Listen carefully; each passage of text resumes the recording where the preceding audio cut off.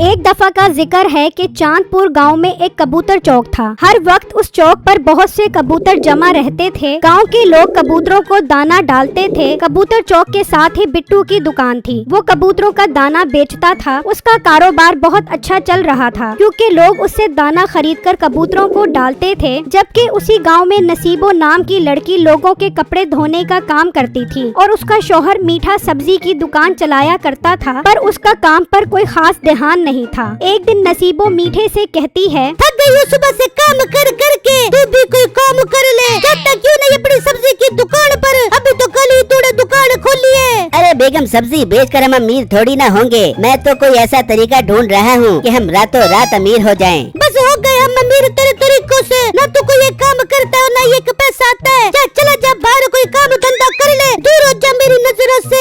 बेगम गुस्सा न कर, जा रहा हूँ जा रहा हूँ। मीठा बाहर चला जाता है। सारा गांव घूमकर आकर वो कबूतर चौक पर बैठ जाता है। लोग बिट्टू से दाना खरीद रहे होते हैं और कुछ लोग कबूतरों को दाना डाल रहे होते हैं। ये बिट्टू भी कितना खुश नसीब है, कितना अच्छा कारोबार चल रहा है इसका। उफ, ये कबूतरों को खाता देखकर तो मुझे भी भूख लग गई है। मीठा एक फल की रेडी पर आता है। और वीरा, एक केला कितने का है? 200 रुपए दर्जन है। दर्जन नहीं पूछ रहा, एक केला कितने का है? एक केले का क्या करोगे भाई? ये तेरा मसला नहीं है, तू बता कितने का है? एक केला 10 रुपए का है भाई। 6 रुपए का एक केला दे दे। अरे भाई कहाँ से आए हो? 6 रुपए का तो सिर्फ इसका छिलका ही है। चल फिर 4 रुपए ले ले और बगैर छिलके के केला दे दे। उफ यार, तू फ्री में ले ले, तेरी गुर्बत पर बहुत तरस आ रहा है मुझे। मीठा वहाँ से एक केला लेकर चला जाता है और कबूतर चौक पर बैठकर खाने लगता है। मुझे आइडिया आ गया मुझे आइडिया। मीठा जल्दी से अपने दोस्त कम्मू के पास जाता है।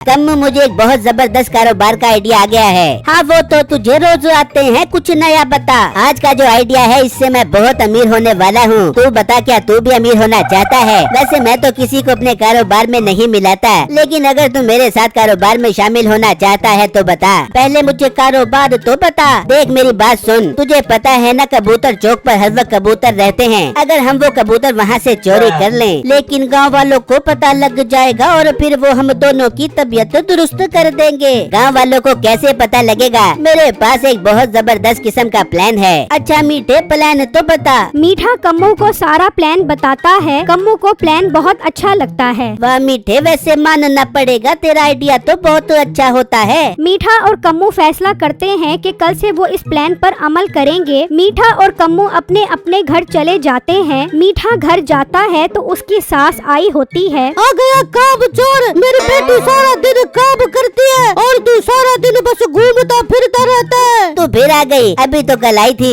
हाँ तो तुझे मेरी अम्मा के आने से क्या मसला है? नहीं, मुझे भला क्या मसला हो सकता है। और नसीबो, मेरे लिए खाना बना, बहुत भूख लग रही है। अभी बनाती हूँ तेरे लिए खाना। चुप करके बैठ जा, आराम कर ले थोड़ी देर। सारा दिन काम करती है, खुद बना लेगा ये खाना। फिर अगला दिन होता है और मीठा और कम्मू कबूतर चौक पर पहुंच जाते हैं और बिट्टू की दुकान से सारा दाना चोरी कर लेते हैं। कम्मू और मीठा दाने को मीठे के घर पर रख देते हैं। बिट्टू अपनी दुकान खोलने के लिए आता है तो देखता है कि उसकी दुकान का ताला टूटा हुआ है और वहाँ से सारा कबूतरों का दाना गायब है। बिट्टू बहुत परेशान हो जाता है और अपने घर वापस चला जाता है। ये सारी बात वो अपनी बीवी छम्मो को बताता है। बिट्टू जी, आप परेशान न हो, अल्लाह का शुक्र है दुकान से कोई पैसे चोरी नहीं हुए। कबूतरों का खाना तो फिर आ जाएगा, ये कोई बड़ा नुकसान नहीं है। हाँ, लेकिन बेगम चोर को सजा तो मिलनी चाहिए। आप ठीक कह रहे हैं बिट्टू जी, हम गांव वालों से बात करेंगे कि वो चोर को ढूंढने में हमारी मदद करें। बिट्टू और छम्मो चौधरी साहब के पास जाते हैं और पूरी बात उसको सुनाते हैं। चौधरी साहब बिट्टू और छम्मो को हौसला देते हैं कि वो चोर को जरूर ढूंढ निकालेंगे। दूसरी तरफ आज कबूतरों को कोई दाना नहीं डालता, इसलिए कबूतर उड़कर दाने की तलाश में निकल पड़ते हैं। ढूंढते ढूंढते एक कबूतर मीठे के घर पर पहुंच जाता है, जहां पर बहुत सारा दाना रखा होता है। वो कबूतर अपने साथियों को मीठे के घर पर ले आता है। मीठे के घर पर कम्मू और मीठा पहले से मौजूद होते हैं और वो सारे कबूतरों को कैद कर लेते हैं। नसीबो कैंची ये सब देख रही होती है। मैंने ये सब देख लिया है कि तुम लोगों ने कैसे बिट्टू की दुकान से कबूतरों का दाना चोरी किया है और अब इस दाने की मदद से गांव के कबूतर कैद कर रहे हो। हाँ तो पता लग गया तो हम क्या करें? कुछ नहीं, बस अब मैं कर पे दूंगी। मैं अब पूरे गाँव वालों को बता दूंगी तुम लोग क्या स्कीम चला रहे हो? अरे नसीबो बाजी मेहरबानी करे ना बताएं किसी को वरना हम लुट जाएंगे। नहीं मैं तो बता दूंगी। सबसे पहले मैं छम्मो को बता दूंगी कि तुम लोगों ने कैसे उसके शोहर की दुकान से कबूतरों का दाना चोरी किया है। अरे बेगम क्या चाहती है तू? अगर तुम लोग मुझे अंदर से आधा मुनाफा दे दो तो फिर मैं नहीं बता दूंगी। अरे बेगम तेरे पैसे मेरे पैसे, मेरे पैसे तेरे पैसे, फिर किस बात की फिक्र है तुझे? जब तक तू फिक्र की तो बात है, जल्दी बता डील डन है कि नहीं वरना मैं जब छम्मो को बताने। अच्छा बेगम एक शर्त पर, पैसे हम 3 हिस्सों में तकसीम करेंगे अगर तू हमारा साथ देगी तो। ठीक है मैं तेरा साथ दे दूंगी, बता क्या करना है। मीठा नसीबो कैंची को पूरा प्लान समझाता है। कुछ दिन बीत जाते हैं, कबूतर चौक बिल्कुल खाली हो जाता है। गांव के लोग उदास हो जाते हैं। मुझे लगता है हमने एक दिन कबूतरों को दाना नहीं डाला इसलिए वो हमसे नाराज हो गए हैं। मुझे भी ऐसा लगता है कि इन्होंने किसी और गांव में अपना ठिकाना बना लिया है और मेरा कारोबार भी बंद हो गया है। मैं तो बहुत परेशान हूँ। अरे परेशान ना हो बिट्टू, अब क्या ही कर सकते हैं। सच्ची बात है, परेशानी तो किसी मसले का भी हल नहीं है, लेकिन कारोबार खत्म होने का बहुत दुख है मुझे। अब और दाना लाने का फायदा नहीं है जब कोई कबूतर ही नहीं रहा। सच्ची बात कह रहे हो बिट्टू, मुझे तो लगता है अब तुझे कोई और काम शुरू कर लेना चाहिए। एक दिन मीठा भेष बदल लेता है और बाबा जी का भेष बना लेता है। मीठा एक पिंजरे में कबूतर बंद करके गांव में निकल पड़ता है।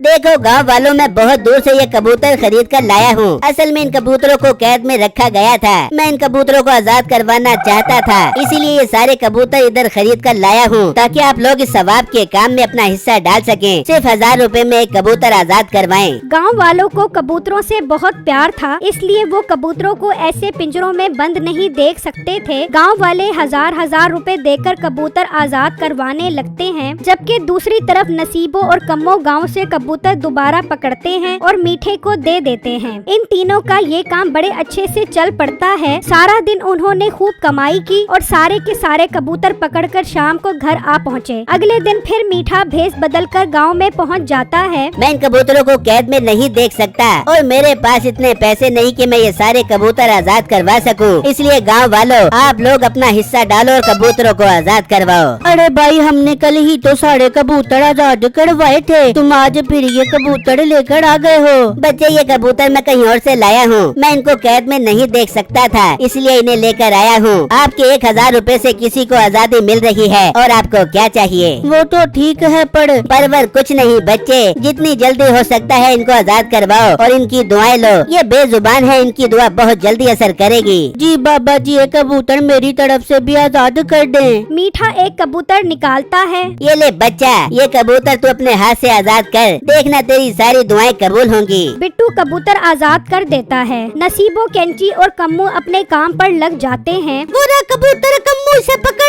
नसीबो कैंची पकड़ने ही लगती है कि वो कबूतर उड़कर थोड़ा सा आगे चला जाता है। कम्मू ये देखकर हंसने लगता है। हंसना, कबूतर पकड़। फिर कम्मू जाता है और आखिरकार वो कबूतर पकड़ ही लेता है। दूसरी तरफ मीठा आवाज लगा रहा होता है, आजाद करवाओ इन मासूम परिंदों को और नेकी के काम में शामिल हो जाओ। आजाद करवाओ इन परिंदों को और दुआएं पाओ। इतनी ही देर में बिट्टू अपनी माँ के साथ वहाँ से गुजर रहा होता है। बेटा, ये कबूतर आजाद करवा दे, बहुत सवाब मिलेगा। दुआएं देंगे ये तुझे और मुझे भी। माँ जी, मैं कबूतर पहले ही आजाद करवा चुका हूँ। अम्मा, ये कबूतर आजाद करवाओ, ये बहुत दुआएं देगा तुझे, नहीं तो इसकी बद्दुआ लगेगी। अरे बिट्टू बेटा, हमें इन कबूतरों की मदद जरूर करनी चाहिए। जी माँ जी, मैं करवा देता हूँ एक और कबूतर आजाद। बिट्टू मीठे को 1000 रुपए देता है और एक और कबूतर आजाद करवा देता है। लगता है दुनिया के सारे कबूतर मुझे ही आजाद करवाने हैं। फिर बिट्टू और उसकी माँ वहाँ से चले जाते हैं। अरे आज तो बहुत अच्छी कमाई हो रही है। इतनी देर में चौधरी साहब वहाँ पर आ जाते हैं। अरे बाबा जी, अगर आपको इन कबूतरों का इतना ही एहसास है तो खुद आजाद क्यों नहीं करवा देते? अरे बच्चा, मैं क्या करूँ, मेरे पास इतने पैसे नहीं है कि मैं कबूतर खरीद कर आजाद करवा सकूं। मैं बहुत गरीब हूँ, लेकिन मेरा दिल बहुत नरम है, इसीलिए मैं आप लोगों की मदद से सारे कबूतर आजाद करवाना चाहता हूँ ताकि वो भी खुली फिजा में सांस ले सकें और आपको और मुझे दुआएं दे सकें। क्या बात की है आपने बाबा जी, आपकी बात ने तो मेरा दिल जीत लिया। एक काम करे, मेरी तरफ से सारे कबूतर आजाद कर दे। हैं? सारे कबूतर? जी बाबा जी सारे कबूतर। जी अच्छा, मैं ये सारे कबूतर आजाद कर देता हूँ। लाओ दो पैसे। हाँ दूंगा ना पैसे, पहले तुम आजाद करो। मीठा वो सारे कबूतर आजाद कर देता है, जबकि नसीबो, कैंची और कम्मू जो कबूतर पकड़ रहे थे अचानक इतने कबूतर देखकर परेशान हो जाते हैं। वो दोनों कबूतरों के पीछे भागने लगते हैं। भागते भागते वो कबूतरों के पिंजरे के पास आ पहुंचते हैं। इतनी ही देर में वहाँ सारा गांव इकट्ठा हो गया था और उन सब ने देख लिया था कि नसीबो, कैंची और कम्मू कैसे आजाद किए हुए कबूतर वापस पकड़ रहे हैं। ये देखो, मैंने कहा था ना, मुझे शक है कि ये कबूतर आजाद नहीं हो रहे। मुझे तो तब ही शक हो गया था जब मैंने देखा कि इन कबूतरों के पर बंधे हुए हैं, लेकिन मैं खामोश रहा ताकि इन्हें रंगे हाथों पकड़ सकूं। मुझे ये जानकर बहुत हैरानगी हुई है कि इसके पीछे नसीबो, बाजी और कम्बू हैं। गाँव वालों, मुझे तो ये बाबा भी नकली लग रहा है। ये जरूर कोई और है जिसने बाबे का भेष बदला हुआ है। बिट्टू आगे बढ़ता है और बाबा के मुंह पर हाथ लगाता है तो उसकी नकली दाढ़ी उतर जाती है और गांव वालों को पता लग जाता है कि ये मीठा है जिसने बाबे का भेष बनाया हुआ है। गाँव वालों, मुझे अब पता लगा कि हमारे गांव के सारे कबूतर कहाँ गए। ये सारे कबूतर जो हम आजाद करवा रहे हैं, ये हमारे गांव के ही कबूतर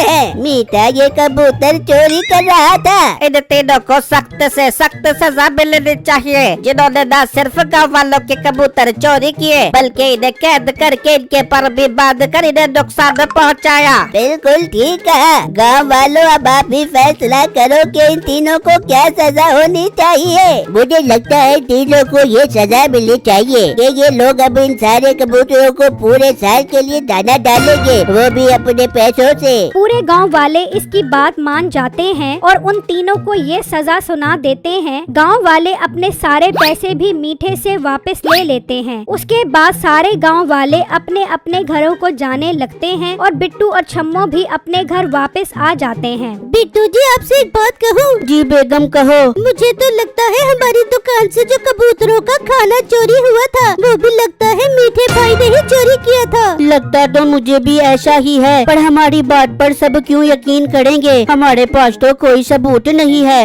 हाँ, हमें कोई सबूत ढूंढना पड़ेगा। अगले दिन छम्मो कपड़े धुलवाने नसीबो, कैंची के घर जाती है और बहाने से उसके कमरे में जाती है और देखती है कि वहाँ पर बहुत सारा कबूतरों का दाना बोरियों में बंद पड़ा होता है। वो ये सब जाकर बिट्टू को बताती है और बिट्टू पूरे गाँव वालों को लेकर मीठे और नसीबो, कैंची के घर पहुँच जाता है। मुझे पहले ही समझ जाना चाहिए था कि ये चोरी भी मीठे ने ही की होगी। अब मीठे को बिल्कुल माफी नहीं मिलनी चाहिए। गाँव वालों, मेरी बात सुनो, मुझे तो पकड़ ही रहे हो, लेकिन इस नसीबो, कैंची को भी जरूर पकड़ना। और हाँ, कम्मू मेरे साथ बराबर का शामिल है। टेंशन ना लो, इस दफा तुम तीनों ही पकड़े जाओगे। पुलिस आ जाती है और वो उन तीनों को पकड़ लेती है और वो उनको जेल में बंद कर देते हैं, जबकि बिट्टू का काम फिर से चलने लग जाता है।